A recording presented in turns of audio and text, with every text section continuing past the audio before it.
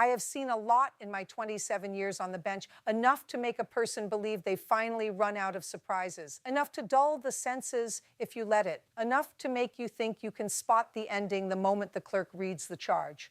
But every once in a while, a case walks in like a quiet match carried into a room full of dry paper, small, ordinary, almost laughably minor, until the air changes, until the hairs on your arms rise and you realize the court isn't just a room anymore, it's a threshold. That morning I thought I was presiding over the kind of docket that disappears into the day like steam from a kettle.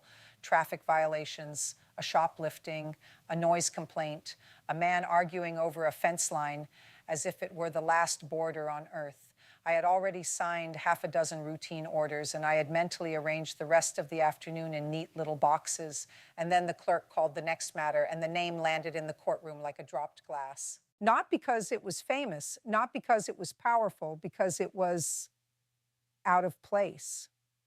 Before I tell you what I did with it, before I tell you what it did to me, do me a favor. If you're watching this and you like stories that start small and end with your heart in your throat, subscribe. You'll want to be here for the rest of this. And while you're at it, comment what you think should happen in a case like this before you hear what actually happened. I'm serious. Pause if you need to, because once you know the truth, you won't be able to go back to the version of you that didn't. All right, let's step back into that room. The courtroom was colder than usual, the kind of cold that crawls under the sleeves of your robe and settles against your skin. The overhead lights had that pale fluorescence that makes every face look slightly tired, slightly unfinished. The American flag hung behind me, motionless. The seal of the court, bright, proud, and unyielding, glared down over the proceedings as if it were watching for weakness. My clerk, Ms. Delaney, sat at her station to my right, a stack of files squared perfectly. She always kept them that way. She said it kept her mind straight. The bailiff, Officer Marquez, stood near the rail with his hands clasped, expression neutral, the way officers learn to wear it like armor. The gallery had a few people, mostly defendants waiting their turn, a couple of public defenders, one man in a suit too shiny for a weekday morning. The hum of the building was faintly audible behind the walls, elevators breathing, distant doors clicking shut, the soft echo of footsteps in corridors that smelled like paper and old coffee. At 9:13 a.m. on Tuesday, October 15th, the clerk's voice rose. Case number 19, CR 4472, State versus, and then she glanced down, brow knitting for the smallest moment. Mr. Elias Mercer. It was a municipal matter, a minor violation, not the kind of thing that belonged on a judge's conscience. The charge was listed as failure to comply with City Ordinance 1214B, specifically improper disposal of waste materials. In plain language, leaving a bag of trash outside a designated collection area. A $75 fine may be a warning, and everyone goes back to their lives. But the defendant's date of birth was printed on my sheet, 92 years old. 92, not a typo, not a data entry mistake. I looked twice, then I looked up. He was already walking to the defense table with the slow, deliberate caution of someone who knows exactly what a fall costs at his age. His shoes were worn at the edges but polished, as if he still believed in showing respect to places that might not always show it back. He wore a wool coat too big for him. Perhaps it had belonged to someone else at one point, and a hat he removed with careful hands, holding it at his chest as if he were in church. His suit was dark, older than fashion, tailored long ago to a body that had since surrendered weight to time. His tie was tied neatly but slightly off-center, the knot just a hair too low. A small tremor visited his fingers when he set his hat down. He did it anyway, steadying himself with a dignity that made my throat tighten before I understood why. He did not look confused. He did not look defiant. He looked tired. Not tired like someone bored by bureaucracy, tired like someone who has carried something heavy for so long he no longer remembers what it feels like to set it down. His eyes lifted toward the bench only once. When they did, they weren't pleading. They weren't angry. They were watchful, almost gentle, as if he were measuring me not as an authority, but as a human being, checking whether the person behind the robe might still be reachable. The prosecutor, a young assistant district attorney named Klein, stood and adjusted his glasses. He had the look of someone who had never lost sleep over an ordinance violation in his life. Your Honor, he began, this is a straightforward municipal matter. On October 3rd, at approximately 6:42 p.m., Mr. Mercer was observed leaving a bag of refuse outside the designated collection area behind the Jefferson Street Community Health Clinic. The sanitation code requires disposal inside secured bins. The bag was torn by animals. Debris was scattered. It created a public nuisance. The city is seeking the standard fine and court costs. I heard the words, but my eyes were on Mr. Mercer, 92 years old, behind a clinic, 6:42 in the evening. It was the time and place that prickled something in me. Ordinary cases have ordinary details. This had details that leaned toward a story. Mr. Mercer's public defender, Ms. Rios, rose. She was skilled, compassionate, and perpetually underpaid. Your Honor, she said, Mr. Mercer intends to plead no contest. He understands the ordinance. He apologizes. He is on a fixed income and would ask the court for leniency on fines. Mr. Mercer's mouth opened slightly as if he wanted to add something. He didn't. He just swallowed, his Adam's apple moving like a small wave under skin thinned by years. I could have ended it there. I could have imposed a reduced fine and called the next case. I've done that 1,000 times. But then I noticed something on his lapel, a pin. Not decorative, not political, not a sports team, a small enamel pin, a white circle with a red drop in the center, a blood donor pin. And it wasn't new. The edges were dulled. The metal was scuffed like it had been worn through long miles. My gaze shifted, without meaning to his left wrist, a hospital bracelet mark. Faint, but there. The kind you see when someone has had one on for weeks, then removed it, and the skin remembers. And then, as I leaned forward, I saw the paper he clutched in his hands. It was folded and refolded so many times the creases had become seams. A letter, maybe, or a bill, or something else entirely. He held it as though it were the only thing keeping him upright. Mr. Mercer, I said, my voice calm, controlled, the practiced tone of the bench. Please step forward. He did carefully, one foot and then the other, hands at his sides. Yes, Your Honor, he replied. His voice was rough, sanded down by age, but it held a clarity that surprised me. Do you understand the charge against you? I asked. Yes, sir. And you're entering a plea of no contest. He hesitated. Ms. Rios looked at him with a small, encouraging nod. Yes, he said softly. No contest. Mr. Mercer, I continued, I have a question. Why were you behind the Jefferson Street Community Health Clinic at 6:42 p.m.? The prosecutor shifted as if this was unnecessary. Ms. Rios began, Your Honor, but I lifted a hand gently, not as a command, but as an invitation to let the air clear. Mr. Mercer stared at the floor for a long moment. When he spoke, his voice was even quieter. I was taking something out, he said. What were you taking out, I asked. He glanced toward the gallery where a few people sat waiting, uninterested. His fingers tightened around that folded paper. A meal, he said. There was a pause. A small ripple of curiosity moved through the room. A meal? I repeated. Yes, sir. He swallowed. A dinner for someone who couldn't leave. I felt my clerk glance at me. Officer Marquez's posture changed slightly, attentive now. Someone who couldn't leave the clinic? I asked. Mr. Mercer nodded once. Who? I asked gently. His eyes lifted to mine again. Something wet shone there, but it did not fall. My wife, he said. Her name is June. The name hung in the air like a soft bell toll. My mind moved through the file quickly. There was no mention of a spouse, no mention of caregiving, no mention of anything beyond trash. How long has your wife been at the clinic? I asked. 47 days, he answered without thinking, as if the number lived under his tongue. 47 nights. 47. He said it like a prayer, like a count carved into his ribs. And you brought her dinner? I asked. Yes, sir, he said.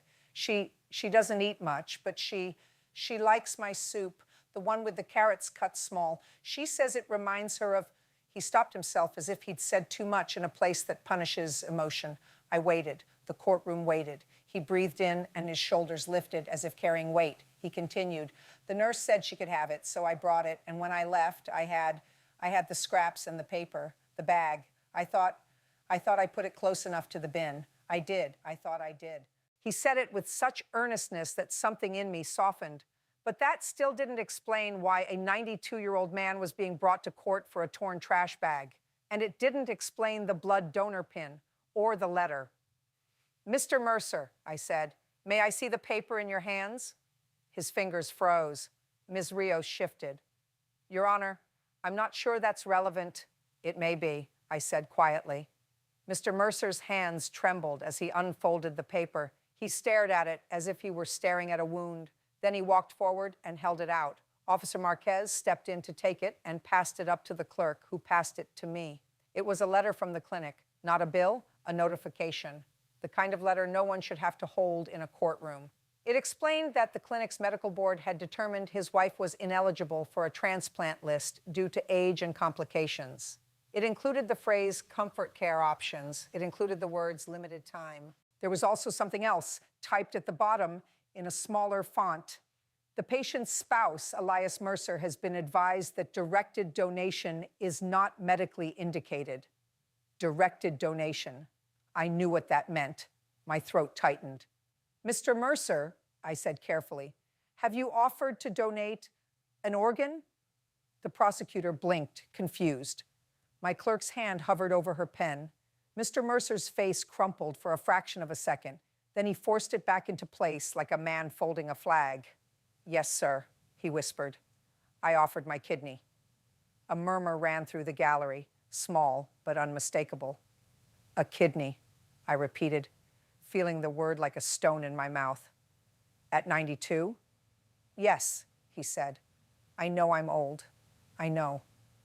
But His voice broke. He cleared it with a cough that sounded like paper tearing. "I thought if it was the only way." Silence. The kind of silence that makes you hear your own heartbeat. Ms. Rios put a hand lightly on his elbow, steadying him. "And they told you no," I said. He nodded. "They said it wouldn't work, that it would hurt me and not help her. They said I should go home. They said I should accept." He said accept like it was a verdict already handed down. I leaned back slightly, looking at the date again. October 3rd, 6:42 p.m. "What time did you get that letter?" I asked. Mr. Mercer stared at his shoes. 6 o'clock, he said, just about. "So you received this at 6, I said, "and you were behind the clinic at 6:42. "Yes, sir." 42 minutes. I felt a tremor behind my ribs. He hadn't been taking out trash. He had been carrying grief, neatly bagged, and the city had issued him a citation for letting it tear. I could have dismissed the fine right then, out of compassion, out of common sense, but there was still something in his eyes that told me the story wasn't done. There was still that donor pin. And there was something else. The way he said 47 nights, like the number mattered. "Mr. Mercer," I said, "tell me about the 47. He looked up, startled. "Sir?" "The way you said it," I replied. 47 nights, like it's important. He swallowed, his hands clenched and unclenched at his sides. "It is," he said softly. It's the number of days I promised." "Promised who?" I asked.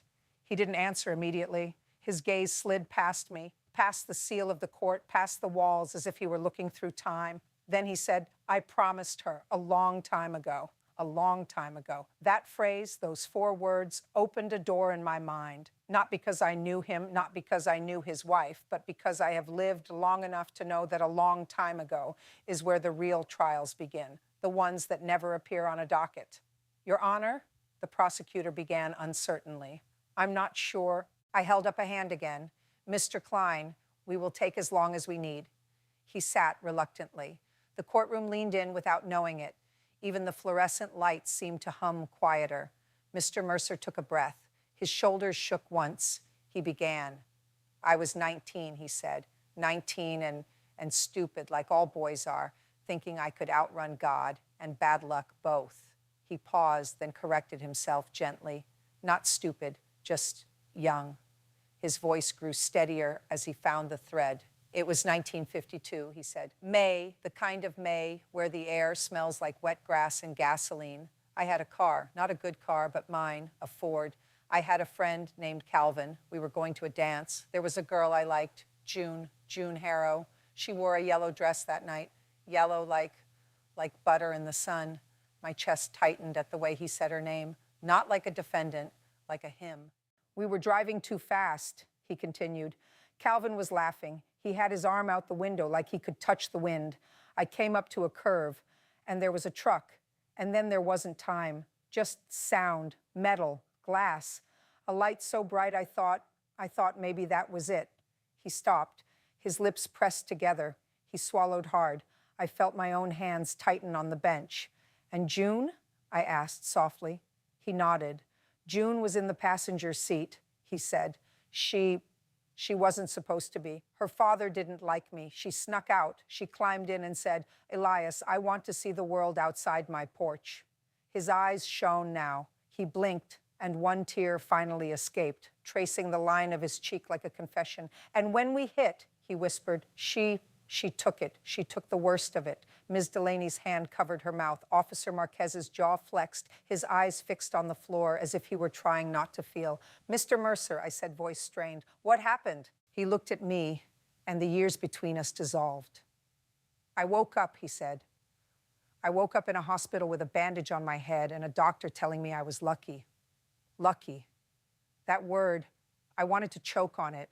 Calvin had a broken arm. He was making jokes. And June, he shook his head slowly. June wasn't joking. He reached into his coat pocket, and Ms. Rios moved to stop him, then paused when she saw the tremble of his hand. He pulled out something small, a photograph, black and white, faded, two young faces, a boy with hair too neatly combed, a girl in a dress that could only be described as yellow by memory now. He held it up like evidence. She was in the hospital, he said, for 47 days, 47 nights. She didn't talk at first. She couldn't.